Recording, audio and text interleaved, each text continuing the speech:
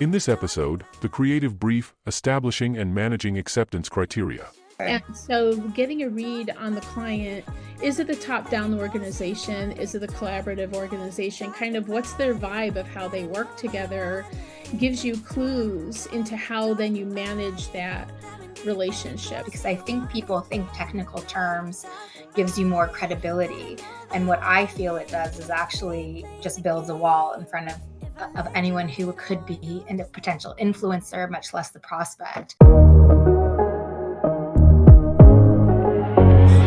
think we should talk about it. The Margeteers.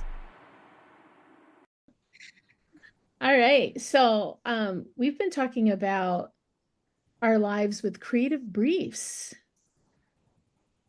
So I thought it'd be really cool today if we could talk about acceptance criteria in the process and,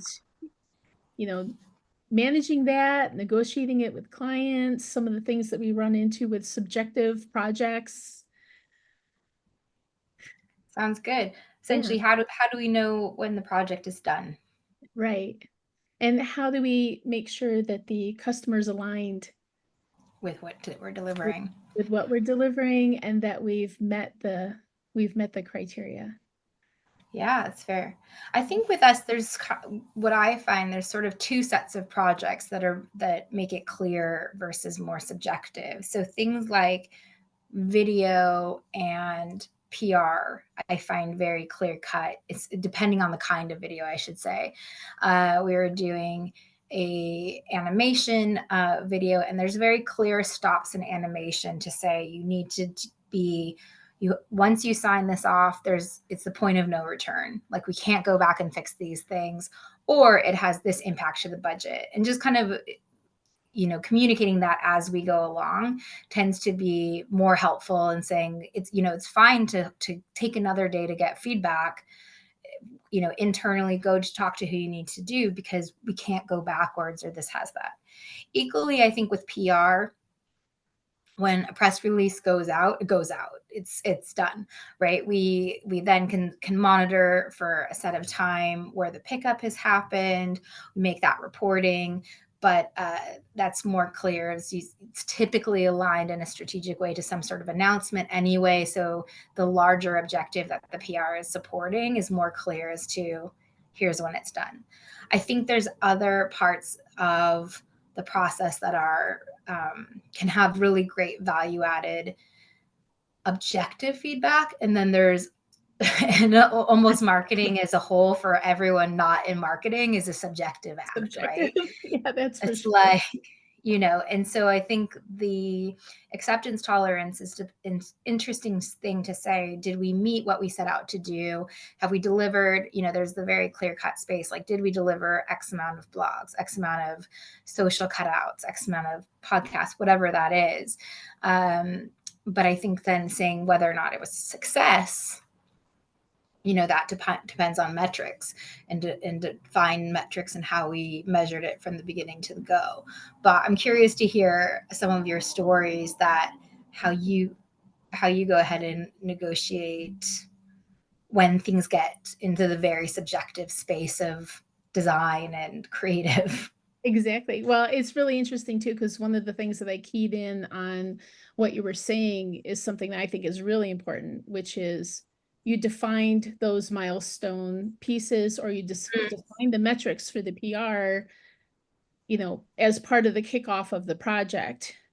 And I think that that's really, really important. And to the degree that you can do that with anything that's objective, that's fantastic, but that's, that's only part of marketing. And I think one of the challenges is, whether it's a client or internal teams, so many times you run into people who think they know marketing, and especially if you're working on a project that has a large number of stakeholders, you can run into very subjective and sometimes even opposing views on, what should be done, how it should be done.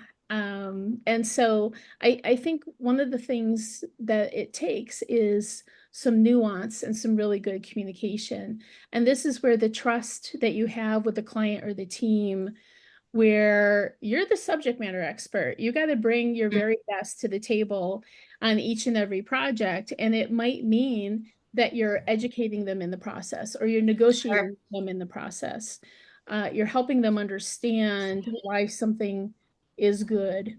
And sometimes that's very difficult, in particular if you're dealing with a senior level executive and you're pushing back on something that they want to do, that's really not in their best interest. That can definitely be a challenge. So I think that nuanced relationship, helping to kind of set yourself out as a subject matter expert and to build that level of trust so that you can get past a disagreement and have them actually hopefully accept what you truly believe is the best approach. And then so when you have the situations where in the client side, they have opposing agrees, do you try to mediate, or do you let them sort that themselves? It really depends. Okay. It depends on the dynamics, right? Classic answer, Mark. Every client, every internal team, they have different cultures and dynamics.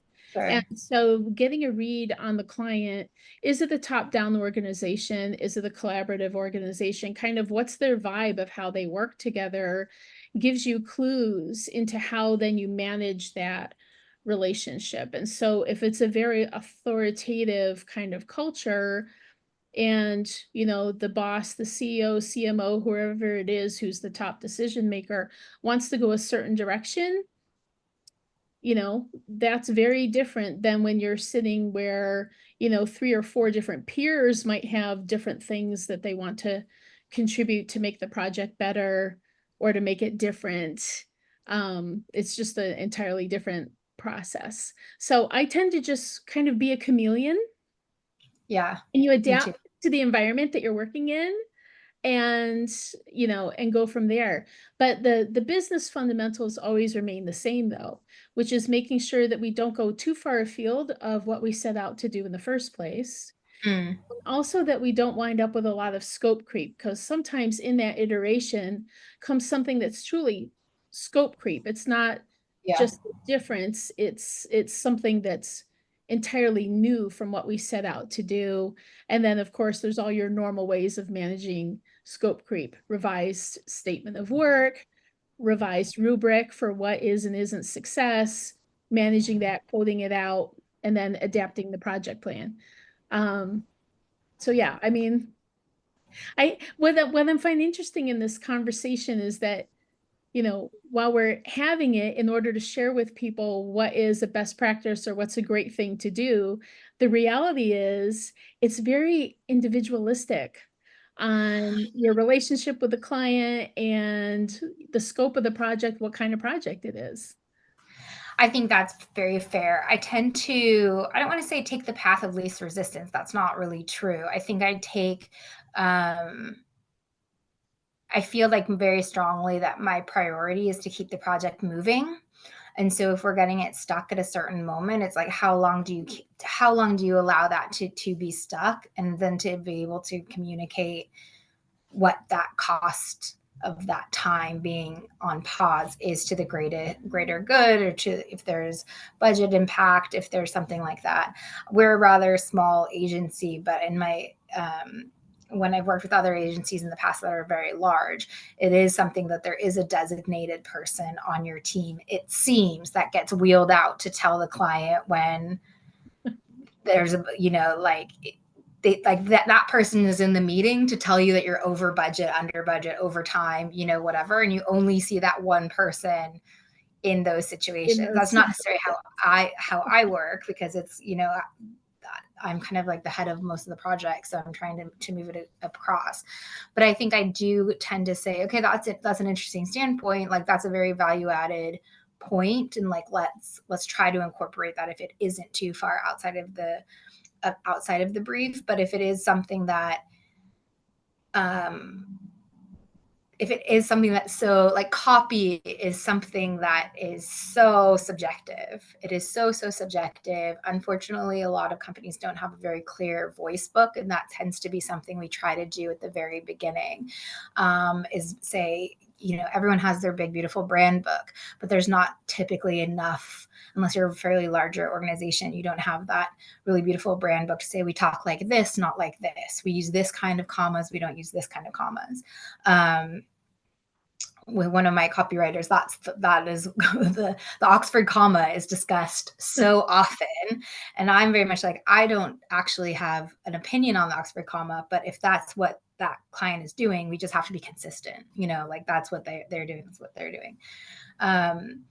But you can get in these rounds with copy that speaking, especially when you're working with for tech companies, speaking in a simplified voice is what I'm always trying to master. What we're always trying to give is speak in the most layman terms that we can, in the most non-patronizing language that we can, in the most approachable language that we can, whichever is right for your brand. But there's always this instinct, seemingly by tech companies, to go in and it's the engineering of it, to kind of tinker with the copy and add in some more technical terms, because I think people think technical terms gives you more credibility. And what I feel it does is actually just builds a wall in front of anyone who could be a potential influencer, much less the prospect. So if you speak, there's a time and place for those very technical conversations, and it doesn't tend to be in the 0 to 60% part of the pipeline that we spend most of our time doing as far as marketing goes. Very interesting. So one of the things that I've been doing for quite some time is mentoring technical founders that don't have a business background. Oh, interesting. And so this is something where this is a constant scenario, and especially because they're startups, they definitely don't have the brand book. They're still figuring out kind of who they are and what their value proposition is. It depends on where they're at in the product market fit cycle. But they do feel, typically, if they're a CTO kind of oriented founder, they come out of the tech itself, they want to be getting all of the feeds and speeds in there and all of that, and really kind of bypassing the concept that the buyer is probably a non-technical decision maker. You might have a stakeholder who's the techie who's going to qualify it, but the buyer is probably an exec, in particular, high price point SaaSes, for example, right? Sure. And so it can be hard, and you think you've done a good job of laying out the acceptance criteria, and you think you've done a good job of kind of creating a rubric, but because they tend to be naive when it comes time to kind of negotiate those things and drive towards a final version, that can be a sticky point. It's kind of interesting, because when I get in those scenarios, I say, well, let's call it a final for now. Yeah. Then we can try it. Let's go out into the market with it. Let's see what kinds of questions that you get. If you get questions that are at that level of technical detail, then we know, yes, we need to be a little bit more proactive with including that in the content. And I'll be very willing to admit that I was incorrect. And then, go from there. But for the most part, I would say, 95% of the times we never go back and do a rewrite in those situations. We wind up doing what we're doing. Not that it doesn't change over time as they mature and as you discover more about the market and the buyer. I'm not saying there's never any edits. I'm saying the things that they might have originally pushed back against don't wind up being incorporated into future versions of the work product. No, I totally agree. And I think that those are more applicable for like your longer engagements, right? So it's a bit different if you're doing the situations that you just discussed. I think that that's a lot more plausible when you're doing, fractional CMO work or long-term campaigns, or saying, we need to, because I always kind of go with, we need to start somewhere, right? Like we need to start with something, we need to start somewhere, and then we're going to fine tune it as we go, and we're going to listen to the appropriate amount of feedback. I think in those, we did like a direct mailer, which was quite fun and not a common thing anymore, but actually I think it'd be quite impactful. We'll talk about that another day. But in that situation, that's a finite project where all of the creative has to be locked, the content has to be locked. And so that in those situations where you're going to get this one box in the mail or internal mail, wherever it is. I think I do allow a little bit more time to kind of fine tune those extra bits of copy or look at the formatting. A lot of that stuff, it's quite difficult. What I'm finding too with a lot of my founders or even, you know, clients with very large companies is when it comes to marketing, people are far more they need that visual support. It's hard to look at a document and understand that that's what, well, that's going to now be on an origami thing. I mean, that's an impossible thing to visualize. So then it's like we have to say, okay, well, in the meantime, here's an origami set out, you know, to say that that's what we have done in origami. That's why I'm saying it. Like, it was a very cool project. But I have something you know, to like, show you. I have something to show you after we hang up on this. So I can't wait to have that conversation. Secrets. And so no, but that those spaces. So I think it's also allowing, when you talk about like the acceptance criteria, how do we know it's done? I think that's also understanding the types of creative that we're putting in, understanding that copy is always something people have an opinion on. Mm-hmm. I'm less dear about I think it's very subjective most of the time. If you wish the coffee plant in a infographic was green versus yellow versus whatever, I'm very like, okay, you know, I can click that, it's done, you know, especially if we're not trying to do any kind of testing or things like that. I have been a part of a project where we were testing. I'm sure most people have ever done A/B tests have at least have always done like a button color test at some point in their career. Yeah, for and sure. That's quite different. But yeah, otherwise we kind of broke that in to say, okay, we're going to add a day for everyone to kind of think about that before it goes on the final space. But then there gets to be a point where it's just, you're like, it's too late. You have to accept it. I love the idea where you actually set aside like a specific period of time. You know, this is your time to gel on it, sit with it, let it resonate, kind of see what kind of you know, response that you have to it emotionally, psychologically, whatever the case is. Give them time to kind of steep in it for a little bit and then come back. Because I think a lot of times whether it's a client or internal teams, they feel like they need to be responsive right then in the moment because they're eager to get the project done. But there's a lot to be said for saying, let's give it 48 hours, or on a Thursday, let's touch base back on Monday and discuss your inputs and give them time to really kind of think through it, because sometimes their knee-jerk reaction to it doesn't really come with the thought process or letting it kind of stew. Or there's always a mystery stakeholder. Oh, There's always someone, because I'll always ask at the beginning, who are all the stakeholders here, because I want to make sure everyone's catered for. And then equally, it gives you an idea of how long the feedback loop will take. Because if there's, say, well, if we need 4 people, I mean, nightmare. 4 people plus 2 people plus is nightmare. But like, that's just the reality of it is. But if someone tells you early on there's that, I'm like, okay, we need to allow, all these people are busy people. We need to allow this amount of time. We need to allow the person who has probably commissioned it, knows the most about the project, but has to report to other people to gather all of the results. And then I'm kind of root for that person to say, but okay, that's fine, let's come back, but we can go back and tell them what do you think? This is your project. Yes, they're going to ultimately sign it off, but how do we support that primary person?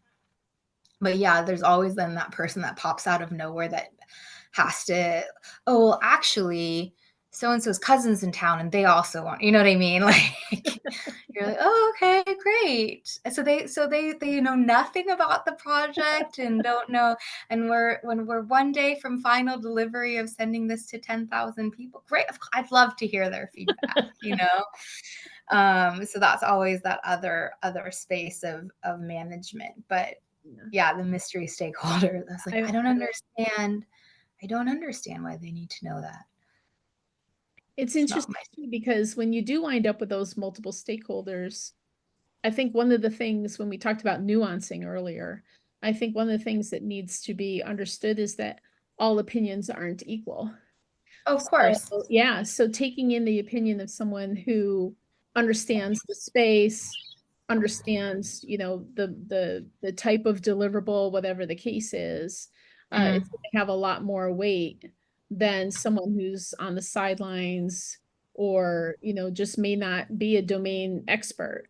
And so oftentimes what I offer is I'll be the bad guy to deliver the news, because so often whoever that key project lead is, they're in some sort of political maelstrom, right? With Sure. the project, and you want to kind of be the bad guy for them so that they can just go, well, this is what they're saying we need, we need to do. And, Yeah. you know, I need to be able to trust them and just let them bring that message back, versus, you know, getting all, you know, caught up in the politics of feedback. I do like to also go, I mean, that's really helpful and it's a good advocate and is how you create loyal clients, I think. But I also like to be very, I still feel like for whatever reason, it's rarely accepted how scientific modern marketing is. And so it is something like the grounding space of saying, this is, let's where are we going to get the numbers? Will the numbers show this? Will we be able to, here's some numbers you'll be able to report back to your board or just your whomever needs to know. And so I think having that kind of space also at the beginning of the brief of how do we know it was a success? It's not just that it looks beautiful and it went out on time and the copy was in the right voice and it hit the people. It's saying, okay, and we're going to give you X amount of, you know, we ended up with this many pickups for the PR project. We ended up with this boost of site visits or this many downloads or you know what I mean? So I think that data tends to be a very grounding end report to the specifics to say, you know, now we know that. I like to say, if we are doing it next time, these are the couple of things I would change in the project. There was like a great, it's the last place I was employed, a big company. There's a great thing where you'd, after an event, they'd send out the email to all of EMEA. So what is EMEA? Europe, Middle East, and Africa, to say this is the event or the campaign that we just did. And then I always loved like these learnings, and people are really hardcore. They go, this went wrong. And so this went wrong, this went wrong, this went wrong. If we were to work with this partner again, we change it this. And then it was so fascinating to kind of actually take that moment of reflection of what did you learn along the way with the campaign, but also what do you want to share with your colleagues so that they don't, you know, that's how you really scale, right? Is if I'm learning the bad thing for everybody, so you can avoid that obstacle. But yeah, then as it got bigger, then it ended up being a little bit more that disappeared after a few years because everyone wants to be more showy offy, and I'm like, oh, okay, well, this isn't helpful. No, I know everything didn't go well with this event. So that was like my cynicism, because I found it so valuable to say, you know, what do you wish had gone differently in this process? And sometimes they'll be like, well, I wish, you know, we hadn't taken on all the subjective feedback. Okay, the next time we're going to say you need to know about it, but you don't get to sign off on it. You get to know about it, but you do get to sign off on it. And then keep going. Yeah, I really like that. I love working with organizations that have a RACI, so you know who's accountable for it and who's just, you know, they get informational updates, but they don't really have a vote. You know, those things are always really interesting. What did you call it? RACI? RACI, it's a Six Sigma thing. Again, my Okay. engineering background winds No, up getting it's into the way that I do marketing. I think that's the word. I think that's the model that we like ended up adopted is that I just didn't know it was called RACI, but like and part of that. But yeah, like you get to know about it, but you don't get to have an opinion about it. Exactly. I mean, you can have an opinion about it, but the opinion's not going to come back to There we go. There we go. And the other thing I wanted to key back into too, when you were talking about the analysis after the fact, I think I call them postmortems.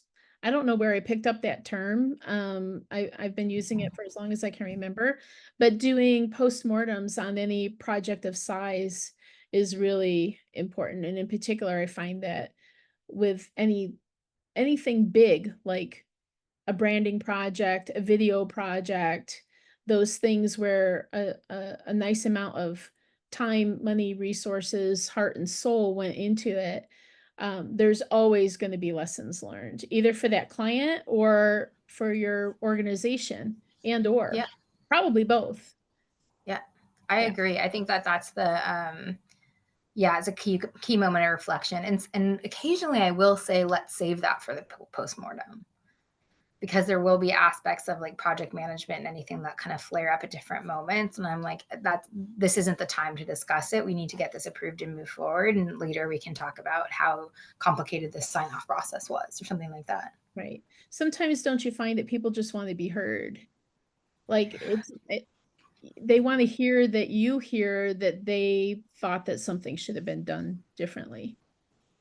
Yes, but well, I shouldn't say yes, but yes, most of the time people want to be heard. I think that there's also a situation of, for me personally, and now we're going off the track, but for me personally, I get because that's who I am, I can very easily go into like therapist mode, or sure, let's dive, how can we work better?